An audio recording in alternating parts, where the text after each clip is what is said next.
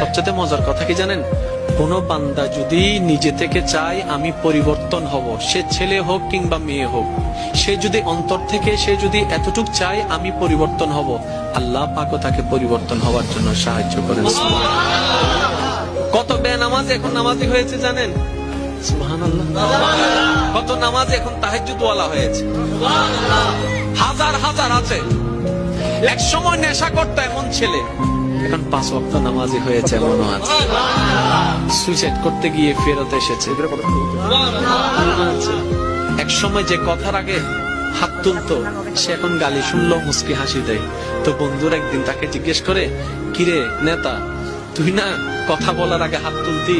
তখন সে বলে, পাগল ছিলাম তখন তুলেছি, বুঝতে পেরেছি ওই জগতে কিছু নাই, আল্লাহর প্রেমের ধৈর্যের জগতে অনেক বড় নিয়ামত আছে।